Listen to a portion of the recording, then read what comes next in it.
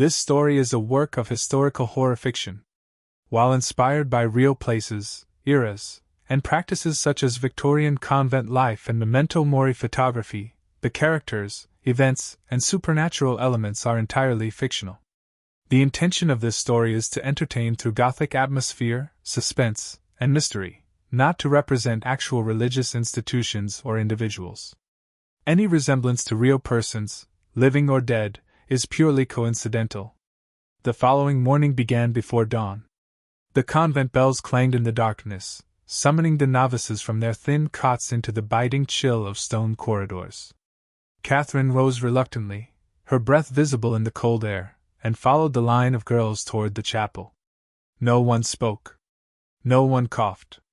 Not even the shuffle of footsteps broke the unnatural stillness. It was then Catherine realized, silence was not just a practice here, it was a law. Inside the chapel, candles flickered in golden rows, illuminating the stern figure of the Mother Superior. She stood before the altar, her arms folded, her gaze sweeping over the novices like a hawk surveying its prey. When the final bell ceased, she spoke in a voice that echoed unnaturally in the high vaulted chamber. "You are no longer children of the world. You are daughters of St. Mary's. Here silence is your devotion. Every word not given to God is a sin." Her words lingered in the air like a threat. Catherine listened as the rules were recited, rigid, uncompromising commandments that bound their daily lives. Novices were to speak only when commanded, pray when ordered, and confess at every opportunity. Any sound made outside of permitted times, be it a laugh, a gasp, or even a whisper, would be punished. Meals were to be eaten in silence. Work was to be done in silence. Even during prayer, the responses were to be mouthed, not spoken aloud, unless the Mother Superior decreed otherwise. "Noise," she declared, her eyes flashing, "is the devil's weapon. Silence is the only shield." Catherine felt a chill that had little to do with the draft seeping through the chapel walls. She had been taught discipline in her father's home, but this was something else entirely. Silence wielded not as a form of peace, but as control. The first test came during their morning meal. They were led into the refectory, where bowls of thin porridge sat waiting. The novices ate with heads bowed, wooden spoons scraping quietly against rough clay. Catherine's stomach growled, a small but audible protest after days of travel. The sound echoed in the silent chamber like a shout. At once, a tall nun stepped behind her and slammed a wooden rod against the table. The noise reverberated, making the novices flinch. "Control even your body, child," the nun hissed in Catherine's ear. "If you cannot tame your hunger, you cannot tame your soul." Catherine forced herself to swallow each spoonful slowly, quietly, until the meal ended. Her hands shook. She had not realized how heavy silence could feel until now, like a weight pressing against her chest, making each breath an act of defiance. The punishments for breaking the rules soon revealed themselves. One novice, a frail girl with trembling hands, dropped a clay cup during kitchen duty. It shattered on the stone floor with a sharp crack. The sound hung in the air like a gunshot. Before the girl could even stammer an apology, two senior nuns seized her by the arms. They dragged her from the room as the rest of the novices kept their eyes lowered, too afraid to watch. Catherine caught only the faintest glimpse, the girl's face pale with terror, her lips moving in a silent plea. She did not return by evening. Her cot remained empty, her blanket neatly folded. No explanation was given. No questions were permitted. That night, Catherine lay awake once more, her heart pounding. Where had the girl gone? The whispers she had overheard the day before came back to her, rumors of novices who disappeared. Was this what it meant? One mistake, one sound too loud, and you vanished as though you had never existed? The dread deepened as days turned into weeks. Catherine learned to control her every movement. She practiced walking without footsteps, eating without clinking her spoon, praying without allowing her voice to tremble. The silence wrapped around her like chains, binding her in ways she could not escape. Yet, even as she obeyed, her curiosity grew. There were moments when she thought she heard voices, faint whispers threading through the convent halls at night. Not the voices of living women, but something deeper, echoing from behind locked doors. Once, while scrubbing the chapel floor, she heard laughter, low, distorted, impossible to place. When she looked up, the Mother Superior was staring directly at her, as though daring her to acknowledge what she had heard. Catherine lowered her head and scrubbed harder. The other novices, too, were changing. Their faces grew pale, their eyes sunken. They spoke only when commanded, and even then, their words seemed hollow, as if they were being emptied of themselves.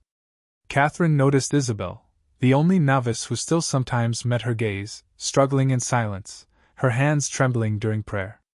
One night, Isabel whispered so faintly Catherine wondered if she had imagined it. "Something's wrong here." Catherine dared not reply. By the end of her first month, Catherine understood that St. Mary's was not a place of faith, but of control. The rules of silence were not meant to bring them closer to God. They were meant to strip them of their will, their voice, their very humanity. And those who resisted, those who broke the silence, were swallowed whole by the convent itself. The terror lay not in the punishments, but in the mystery. What happened to the ones who disappeared? Where were they taken? And why did the Mother Superior's cold smile always seem sharper the morning after someone was gone? Catherine had no answers yet. Only the growing certainty that her own silence would one day not be enough. The longer Catherine remained within the stone walls of St. Mary's, the more she realized that the convent lived and breathed with secrets. Silence was only the surface.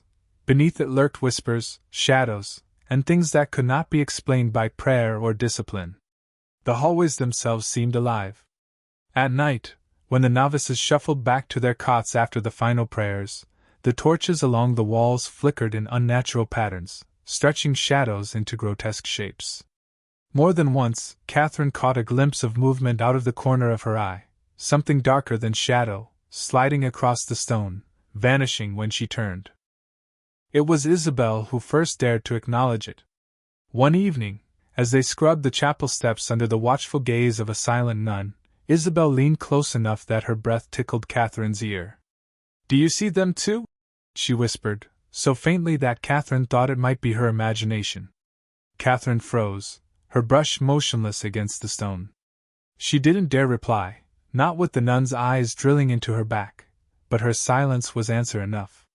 Isabel gave the smallest nod, as though confirming a suspicion. That night, Catherine lay awake again, listening. The convent had its own rhythm, a heartbeat of bells, prayers, and silence. But in the hours after midnight, another rhythm emerged. She heard soft knocks against the walls, muffled dragging sounds along the corridors, and sometimes, a low chant, carried faintly through the air. It was not Latin. It was something older, something guttural, that made her skin crawl. The first time she tried to follow the sound, she nearly got caught. She had slipped quietly from her cot, barefoot on the cold stone, and traced the chant to a heavy wooden door at the far end of the corridor. It was locked, but from behind it came the unmistakable sound of voices. Not prayers. Not hymns. But something rhythmic, rising and falling in tones that felt wrong. Just as she leaned closer, the door rattled violently from within. Catherine leapt back, her heart pounding in her throat. Footsteps approached, measured, deliberate.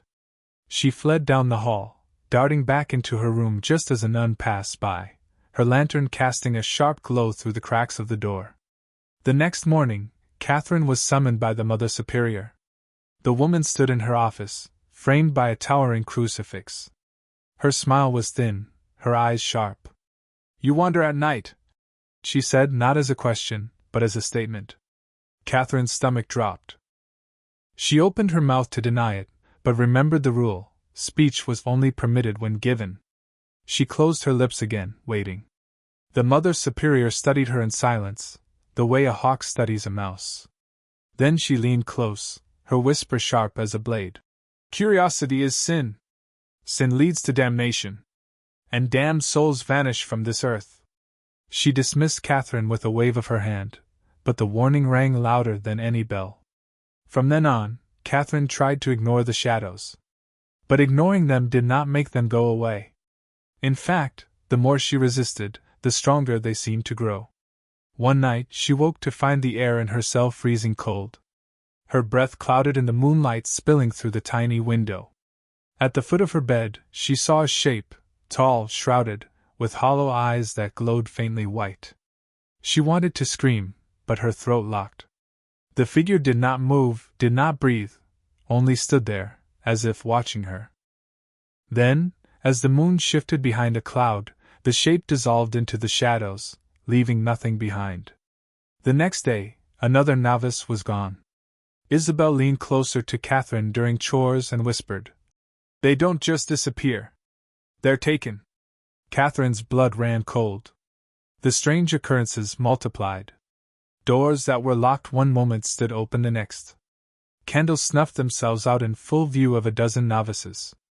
Once, during a morning prayer, Catherine swore she heard a voice whisper her name, drawn out, hissing, though no lips moved in the chapel. Isabel became her only anchor. The other novices had grown too hollow, too broken, to risk defiance. But Isabel still carried a spark of fear and defiance in her eyes. One night, when the convent was asleep, Isabel crept to Catherine's cot and placed a hand over her mouth to keep her silent. Then she gestured for her to follow. They moved through the dark halls, barefoot, until Isabel stopped before a narrow stairwell Catherine had never noticed before. The stones around it were worn smooth, as though hundreds of feet had passed through over the years. Isabel leaned close, her voice a thread of breath. "They go down here," she said.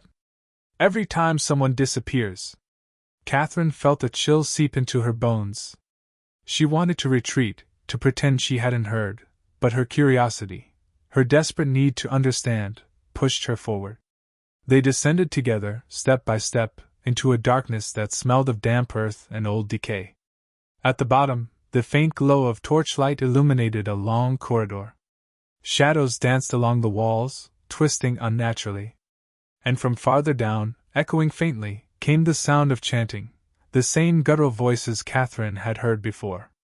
Her heart pounded so hard she thought the sound alone would give them away. Isabel grabbed her hand, squeezing tightly, her face pale with fear. Together, they crept forward, knowing that whatever lay ahead was the answer to the mystery of the vanished novices. But neither could guess what horrors waited in the depths of St. Mary's. The descent into the earth felt endless. Each step creaked beneath Catherine's bare feet, the stone damp and cold against her skin. Isabel led the way, clutching a stub of candle that flickered in the oppressive blackness. The deeper they went, the stronger the air grew with the smell of mildew, ash, and something metallic, something like blood. At the bottom of the staircase, the corridor stretched forward, lined with rough-hewn stone walls that sweated with moisture. Shadows warped along the jagged surfaces, thrown by torches set in iron brackets. The flames seemed unnaturally dim, as if the darkness here swallowed light rather than surrendered to it. The chanting grew louder. Low, guttural, and rhythmic, it carried through the tunnels in waves, like the pulse of some unseen heart. Catherine's skin prickled. She did not recognize the words, yet their cadence stirred something ancient and unsettling in her bones. Isabel stopped suddenly, pulling Catherine back into an alcove as footsteps echoed ahead. Two nuns in black habits emerged from the far end of the corridor, their faces concealed by deep hoods. Each carried a torch, their shadows bending grotesquely across the walls. As they passed, Catherine noticed their lips moving in unison, whispering the same chant that filled the tunnels. When the figures disappeared around a bend, Isabel motioned for Catherine to follow again. They crept along the passage, their breathing shallow, their movements deliberate. The sound of the chant grew louder, and soon they reached a set of massive wooden doors reinforced with iron. Faint light spilled from the cracks, accompanied by a steady hum of voices. Isabel pressed her ear to the wood. Her eyes widened, and she shook her head in disbelief. "They're all here," she mouthed silently to Catherine. "Every nun, every sister." The two girls exchanged a look. Then, with a trembling hand, Catherine nudged the door open just far enough to peer inside. The sight froze her blood. The chamber beyond was enormous, carved directly into the earth beneath the convent. Rows of tall black candles circled the room, their flames wavering as though in the presence of some unseen breath. In the center stood a stone altar stained with dark patches, its surface carved with symbols that twisted in and out of focus, refusing to be fully understood by the human eye. Around the altar stood the nuns of St. Mary's, dozens of them, chanting in unison. Their hoods concealed their faces, but their voices carried with a power that shook the chamber. In front of the altar knelt a figure, one of the novices. Catherine recognized her instantly. It was the girl who had vanished days ago. Her wrists were bound, her head bowed, and though her lips moved as if in prayer, her eyes were wide with terror. Catherine clamped a hand over her mouth to stop a scream from escaping. Isabel gripped her arms so tightly it hurt, urging her to stay still. The Mother Superior stepped forward. Her hood was down, and her gaunt face gleamed in the candlelight. She raised her arms, her voice rising above the chant. "This is the covenant of St. Mary's," she declared. "The sacrifice that binds us. The offering that preserves the veil." The novice's cries filled the chamber as two hooded nuns seized her and dragged her onto the altar. The girl kicked and thrashed, but their grip was unyielding. Catherine's heart thundered as the Mother Superior lifted a ceremonial blade etched with the same impossible symbols carved into the stone. The chant reached a fevered pitch. The air thickened, vibrating with unseen force. Catherine thought she saw the shadows themselves writhing along the walls, gathering, feeding on the sound. "No!" Catherine whispered, tears stinging her eyes. But Isabel pulled her back sharply, shaking her head. The blade came down. A scream split the chamber, high, piercing, and abruptly silenced. The candles flickered wildly as a rush of wind surged outward, rattling the torches in the hall. Catherine staggered back, clapping both hands over her ears as the chant shifted into something guttural, deeper, almost inhuman. The very stone beneath her feet seemed to shudder. And then silence. The novice's body lay still upon the altar, her blood soaking into the carved symbols. The Mother Superior pressed her palms into the crimson stain, her lips moving in a whisper that Catherine could not hear. The other nuns bowed their heads, their chant ceasing as one. Catherine's vision blurred with horror. Her stomach heaved, bow rising in her throat. She wanted to run, to scream, to do anything but stand frozen before the nightmare unfolding. But Isabel gripped her wrist again, dragging her back from the crack in the door. They fled, their footsteps muffled against the stone, hearts pounding in terror. Neither spoke until they reached the stairwell again, their breaths ragged. Finally, Isabel turned to her face pale and drenched with sweat. "Now you know," she said, her voice trembling. "This is what happens to the girls who vanish. They're not missing, Catherine. They're sacrificed." Catherine felt the world tilt beneath her. The convent was no sanctuary, it was a trap, a place where innocent girls were fed to something far older and darker than God. But as her thoughts spun, one truth cut through the horror: if they had seen this, then sooner or later they would be next. Catherine hardly slept after that night. The vision of the ritual replayed endlessly in her mind, the terrified eyes of the novice, the glint of the blade, the unholy chanting that shook the very earth. Every sound in the convent now felt like a threat: the creak of wood in the dormitory, the clatter of dishes in the refectory, even the tolling of the bells. All of it seemed to conceal something sinister beneath the surface. Isabel, though equally shaken, seemed more composed. "We can't let them know we saw," she whispered to Catherine as they knelt during morning prayers. "If they suspect, we'll be next." But pretending normalcy inside St. Mary's was nearly impossible. The nuns' gazes weighed heavily on Catherine. Their eyes lingered too long, as if they could peer directly into her mind and pluck out her secrets. Once, during mealtime, the Mother Superior herself looked up from the high table and locked eyes with her. Catherine froze, spoon hovering above her bowl. The mother's thin smile curved ever so slightly, and Catherine felt her blood turn to ice. That evening, a strange ceremony took place in the chapel. All the novices were summoned, dressed in white gowns instead of their usual gray. Catherine and Isabel exchanged nervous glances as they lined up with the others. The chapel glowed with hundreds of candles, their flames bending strangely, as though stirred by invisible hands. The Mother Superior stepped forward, her hands folded in prayer. "Daughters of devotion," she said, her voice echoing unnaturally in the vaulted space. "You are bound here by faith, obedience, and silence. Tonight you shall renew your covenant." 2 nuns entered carrying bowls of dark liquid. They moved down the line of novices, offering the bowl to each. The novices dipped their fingers into the liquid and touched it to their lips, whispering a phrase Catherine did not understand. When the bowl reached her, Catherine hesitated. The liquid was thick, red, and metallic smelling. Blood. Isabel gave her a sharp nudge.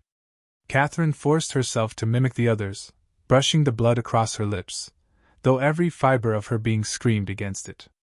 The Mother Superior's gaze swept across the novices. "You are now bound by blood and silence," she intoned. "To speak of what is sacred is to betray the veil. And betrayal will be answered with eternal silence." Catherine's chest tightened. She understood now. It wasn't just obedience that kept the novices quiet. It was fear, and a pact sealed with blood. That night, Isabel pulled her aside in the dormitory. Her voice was low but fierce. "They've tied us to their rituals. That blood, it's not just a symbol. It's a binding. If we try to run, if we try to tell anyone, they'll know." Catherine's throat went dry. "Then we're trapped." Isabel's eyes flashed. "Not forever. There has to be a way to break it. A way to escape." But escape seemed impossible. The gates of the convent were always locked, the walls too high to scale. Guards patrolled the grounds at night, not soldiers, but nuns with lanterns and staffs, their eyes hollow and watchful. Worse still, Catherine began to feel changes within herself. She dreamed of the ritual chamber, waking with the taste of iron on her tongue. Shadows seemed to bend toward her, curling around her body like smoke. Once she thought she heard a voice whisper from the darkness of her cell, "You belong to us now." Her faith, once her source of strength, felt poisoned. Every crucifix in the convent looked warped to her eyes, every prayer hollow. The walls pressed in tighter with each passing day. One evening, as Catherine and Isabel scrubbed the stone floors of the cloister, Isabel leaned close, her expression grave. "I've been watching. There's a pattern." "What do you mean?" Catherine asked. "They only take one novice every lunar cycle. The last girl was offered at the altar just days ago. That means we have weeks to find a way out." Catherine's stomach turned at the thought of counting her life in lunar cycles, each one a step closer to slaughter. "And if we don't?" she asked, though she already knew the answer. "Then one of us will be on that altar next." Their whispers were cut short by a sharp voice. "Novices." A nun loomed above them, her shadow stretching across the stone. "Work in silence, or you'll find your tongue sewn shut." Catherine bowed her head quickly, scrubbing harder, but her hands shook. That night, as the convent slept, Catherine crept again to the stairwell that led beneath St. Mary's. She couldn't resist the pull. She had to see, to understand. But when she pressed her ear to the heavy wooden door, there was only silence. Not the comforting silence of sleep, but a suffocating stillness that made her feel watched. Then, faintly, a whisper, "Catherine." Her blood froze. She staggered back, heart hammering, as the door rattled violently. Footsteps echoed down the corridor. She ran, darting back into the dormitory just as the door creaked open behind her. Sliding beneath her blanket, trembling, she realized something dreadful. They knew her name. The pact was not only sealed with blood. It was alive. And it had already claimed her. The following week, St. Mary's became a place of suffocating dread. Every hour, every prayer, every silent meal felt like walking on the edge of a blade. Catherine and Isabel tried to appear as though nothing had changed, but Catherine could feel the Mother Superior's eyes lingering on her longer than the others. It was as though the woman knew Catherine had seen too much. Then, one morning, a bed in the novices' dormitory was empty. The blanket folded neatly, the pillow fluffed, as though its occupant had never existed. No one mentioned her absence. No one dared. The girls simply filed into morning prayer as if nothing had happened, their faces blank and resigned. But Catherine knew better. She remembered the whispering chants beneath the convent, the blade, the sacrifice. Another novice had been taken. That night, she confronted Isabel in hushed tones. "We can't wait until they choose us. We have to find a way out." Isabel's jaw tightened. "I've been watching the gates. They're always locked, yes, but I've noticed the key. The Mother Superior carries it with her on a chain." Catherine's heart leapt. A key meant possibility. But the thought of getting close enough to steal it chilled her blood. "If we're caught, we'll end up on the altar anyway." Isabel cut her off. Her voice was firm, though her hands shook. "It's only a matter of time." The pressure mounted with each passing day. The novices moved like ghosts, shadows of themselves.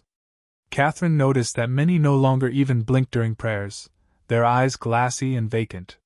It was as if their souls had already been drained. The air in the convent grew heavier, thick with an invisible presence that seemed to watch them constantly. One evening, Catherine awoke to find another novice standing at the foot of her bed. The girl's face was pale, her lips moving soundlessly. When Catherine sat up in alarm, the girl turned and walked away, disappearing through the dormitory door without opening it. Catherine gasped, her body frozen with terror. Isabel stirred beside her, and Catherine clutched her arm. "Did you see her?" "Did you?" Isabel only shook her head grimly. "She's already gone." The disappearances came quicker now. Every few days, another bed lay empty, another girl erased from existence. The Mother Superior announced nothing, gave no explanations, and the other nuns treated it as if it were the natural order of things. But Catherine and Isabel counted. They marked each absence in whispers. And with each loss, Catherine felt the invisible noose around her neck tighten. One night, as storm clouds gathered over the convent, thunder shaking the valley, Isabel pulled Catherine into a corner of the cloister. "It has to be soon," she whispered urgently. "The cycle is speeding up.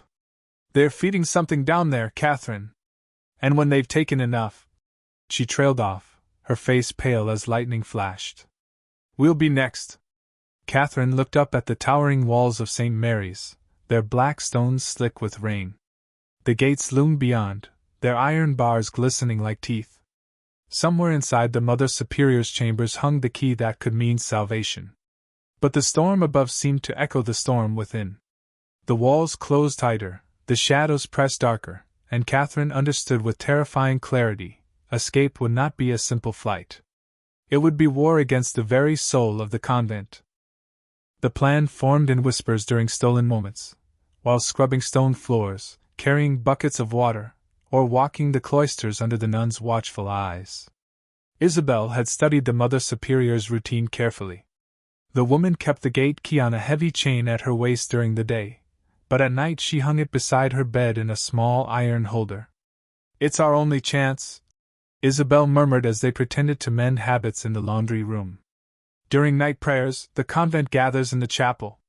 The Mother Superior leaves her chamber unattended.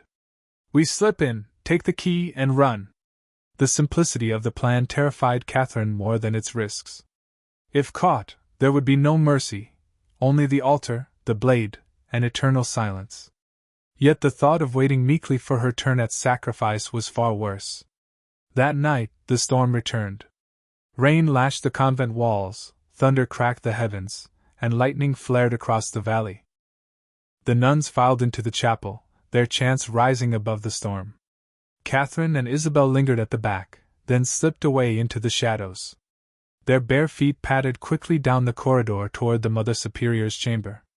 The door loomed ahead, heavy oak reinforced with iron, but the latch gave way with a soft creak. Inside, the room smelled of incense and cold stone. A single candle burned on a table beside a massive crucifix, its flame bending strangely, as though resisting the storm outside. And there, glinting faintly in the candlelight, hung the key. Isabel darted forward, her hand trembling as she lifted it from its iron hook. The chain rattled softly, and both girls froze. For a moment, the storm's roar outside masked the sound. Isabel slipped the key into the fold of her gown. Then, footsteps. They exchanged panicked glances. Catherine blew out the candle, plunging the chamber into darkness. The footsteps grew nearer, accompanied by the hiss of whispers Catherine couldn't understand. Not Latin. Not English. Something older. Clutching each other's hands, the girls slipped out the back of the chamber, into a service corridor that led toward the outer walls. Their hearts pounded with every step, each shadow threatening to betray them. Finally, the gate loomed ahead, tall and jagged against the storm. Isabel fumbled with the chain, slipping the heavy key into the lock. It turned with a groan. But before they could push it open, a voice rang out behind them, sharp, commanding, and filled with malice. "Daughters!" The Mother Superior stood in the cloister, her hood thrown back, her eyes burning with unnatural light. The storm raged behind her, as though drawn to her presence. "You cannot leave," she hissed. "You are bound to us. Forever." Catherine's hand tightened on Isabel's. The gate was open. Salvation, or damnation, lay just beyond. And the convent itself seemed to rise against them. The wind howled through the iron bars of the gate, rain stinging Catherine's face as she and Isabel strained to push it open. The rusted hinges screeched, fighting against their desperate strength. Behind them, the Mother Superior advanced slowly, her hands raised as though conducting the storm itself. "You were chosen," she said, her voice carrying over the thunder. "To flee is to betray the covenant. Do you think the veil will let you go?" Lightning split the sky, illuminating her face. Her eyes glowed unnaturally, white-hot like coals. The shadows at her feet writhed and stretched, reaching toward Catherine and Isabel like living things. "Push!" Isabel screamed. Together they forced the gate wider, the key still trembling in the lock.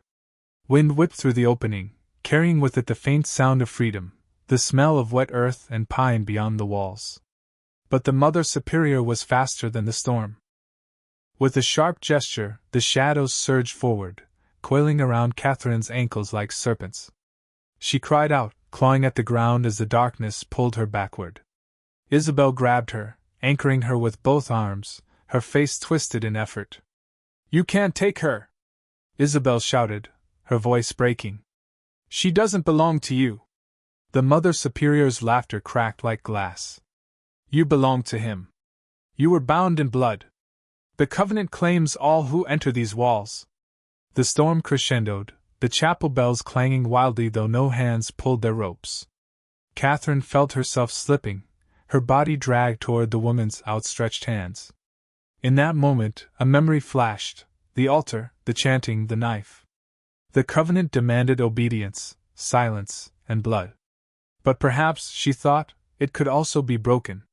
Summoning every ounce of defiance, Catherine spat the words she had been forbidden since her arrival. "I renounce your covenant!" The effect was instant. The shadows recoiled as though burned. The Mother Superior shrieked, her voice no longer human but guttural and monstrous, echoing from the very stones of the convent. Lightning struck the gate, blasting it open with a deafening crack. Isabel yanked Catherine through the gap, and together they stumbled into the storm outside. Behind them, the convent shuddered, its walls groaning as if alive. The Mother Superior's scream followed them into the valley, carrying on the wind until it dissolved into the thunder. The girls ran until their legs gave way, collapsing in the mud, the storm washing the blood and terror from their skin. When at last they looked back, St. Mary's loomed in the distance, silent and unmoving, as though nothing had happened. But Catherine knew the truth. The convent still lived. The covenant still hungered. And somewhere, behind those black walls, the Mother Superior was waiting. For them. For anyone who dared to enter again. The valley was quiet again. The storm had broken in the night, leaving the world washed and still, as if nothing had happened. Morning sunlight streamed weakly through parting clouds, casting golden patches across the dripping fields. Catherine and Isabel sat beneath a gnarled oak tree, their hair plastered to their faces, their lungs burning from exhaustion. Neither spoke for a long time. The silence was almost unbearable after the chaos they had fled. Each sound, the drip of rain from the branches, the distant call of a raven, made Catherine flinch. "We're alive," Isabel whispered at last, as though saying the words might make them more true. Catherine nodded, her throat tight. Alive, yes, but far from safe. Behind them, St. Mary's stood tall against the horizon, its spire jutting upward like a black tooth. From this distance, it looked innocent, almost serene. A traveler might mistake it for a peaceful convent, a sanctuary for the devout. Only those who had walked its halls knew the truth. The walls breathed, the shadows whispered, and the sisters had been claimed by something that was not holy. Isabel hugged her knees, rocking slightly. We can't tell anyone. No one will believe us. They have to, Catherine replied, though even as she said it, she knew it was a lie. If the convent was as old as the Mother Superior claimed, then it had swallowed countless victims before them. And no one had spoken. Or if they had, their words had been erased, forgotten, buried beneath the weight of time. The girls rose shakily, determined to put as much distance as possible between themselves and the convent. They followed the muddy road that wound through the valley, every step taking them farther from the black spire. But Catherine couldn't shake the feeling that unseen eyes followed them still. By dusk, they reached a small village at the edge of the valley. Farmers paused in their work, staring at the bedraggled figures who stumbled down the lane. A kindly woman wrapped them in blankets, pressed warm bread into their hands, and asked where they had come from. St. Mary's, Isabel whispered before Catherine could stop her. The woman's face froze. She crossed herself quickly, then urged them inside her home. Don't speak of that place, she hissed, her eyes darting to the hills. Not here. Not anywhere. The walls have ears. The veil stretches farther than you think. That night, as Catherine lay awake in a borrowed bed, she realized the truth. Escape was only the beginning. St. Mary's would never truly release them.